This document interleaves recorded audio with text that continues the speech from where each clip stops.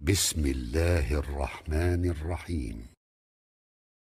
Mehbubumuz, Halıkımız, Malikimiz, hakiki dostumuz bolun, iyemiz bolun Allah Tebareke ve Teala'nın yağşı adlarının gurrunu Müslüman doğulları.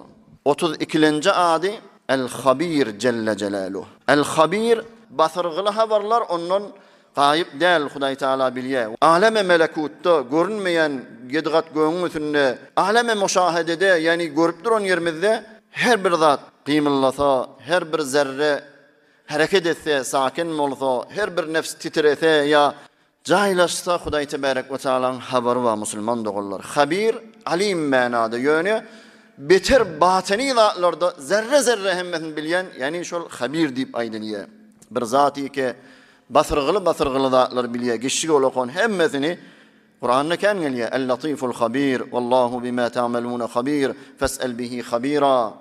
Ve la yunabbi'uke mislu habir.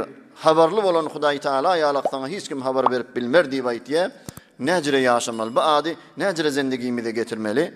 Huday Teala hemme zattan haberli.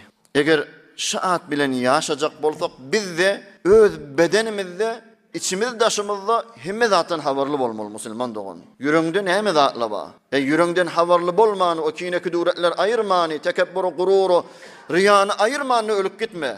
Rezaile ahlaki var mı yüreğinde onu ayır. Yaxşı ahlaklı var mı onu takviyet ber. Daşın şeyle.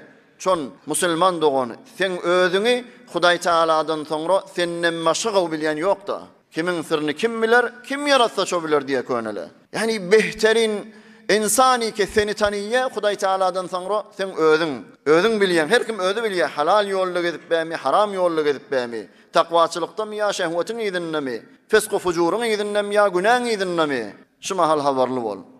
Daşın içinden, etyen işlenden, çün kıyamet gününe Huday Tebarek ve Teala şu taada havar verecek edeni işlemizden. Mucazat edecek. Bu adın da hasiyetinden, hayfa adam, ya habir on bir gedek aysa, İzinden duası Huday Teala teleke ahlakları, teleke adetler ondan ayırıp da yaxşı ahlakları yerine getirir deyip evliyalı aydıptır. Huday Tebarek ve Teala yaxşı adetlerinin hurmatına hemmelerimizin günahını geçsin. Hemmemizi bu dünyada avrayı, ahirinde iman, ahirette beheşt-i cavidan nasip etsin. برای مشاهده ویدیوهای بیشتر به کانال یوتیوب سخنرانی های علماء ترکمن سر بزنید، مشترک بشید و منتشر کنید، اجر ببرید.